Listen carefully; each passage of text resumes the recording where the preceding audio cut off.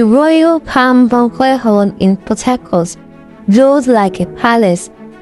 Chandeliers bathed the crowd in golden light, the air rich with the scents of roses and vanilla. Music floated through the hall as people laughed, clinched glasses, and celebrated the love story of the year.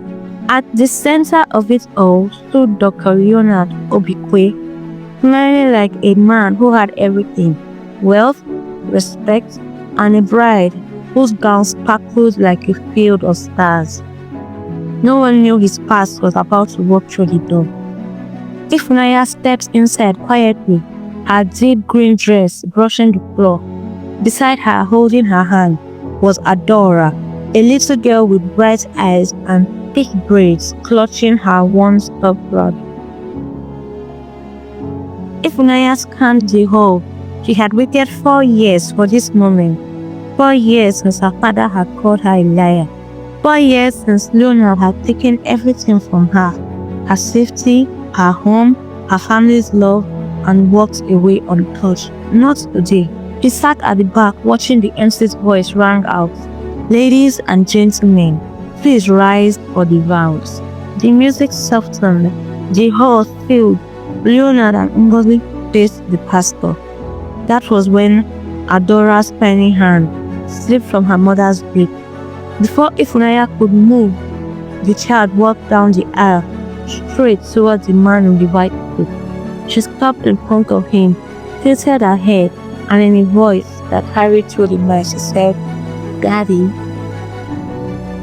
Gasps tore through the crowd. The bride's smile cracked Leonard's jaw tightened.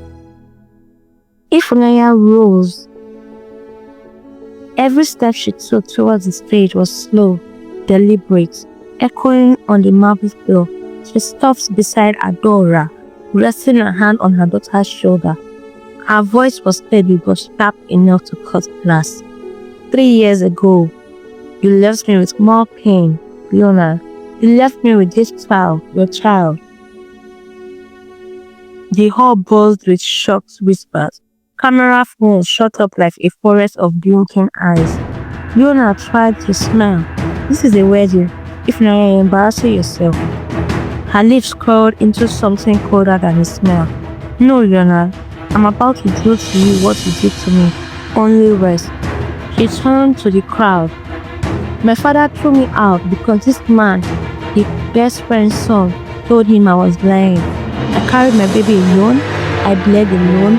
I starved alone, and he built his perfect life without a single consequence." A few guests gasped. Others murmured Leonard's name in disbelief. Ifunanya reached into her purse and pulled out a small stack of papers. He handed them to the bride. "These are the results of the DNA test. This is the hospital bills on the day I gave birth, and these," he listed his flash drive, "are the copies of the text he sent me the night he left me." Ngozi's face went pale as she scanned the papers. Her hands began to tremble. "Leonard, you told me she was crazy." Ifunanya's voice rose. "Tell them, Leonard. Tell this whole how you hid behind your family's name while my life fell apart. Tell them how you called me a whore when I was just a scared teenager carrying a child." The pastor shifted uncomfortably. Guests whispered louder. Leonard's voice cracked. Ifunanya stopped you. "No," she cut him. Stepping closer, her eyes locked on his. "I begged you to do the right thing. You laughed in my face. You let my own father throw me out into the street. Now, I will let every person here see you for what you are: a coward, a liar, a predator." She turned towards the press. Cameras at the back of the hall. "You want the headline? Here it is: Beloved doctor's secret love chat flashes his way."